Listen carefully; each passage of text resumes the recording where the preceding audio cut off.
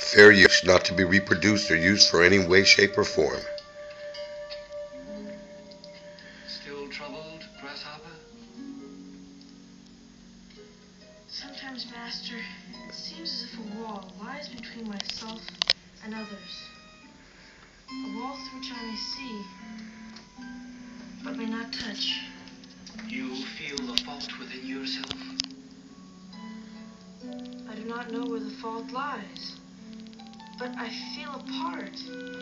In your conversation with this other, more is left unsaid than is said.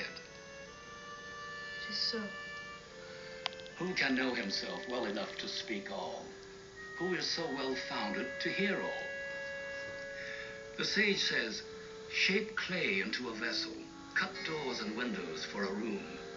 It is the spaces within which make it useful. So, we must listen for the spaces between us. We must hear the silences.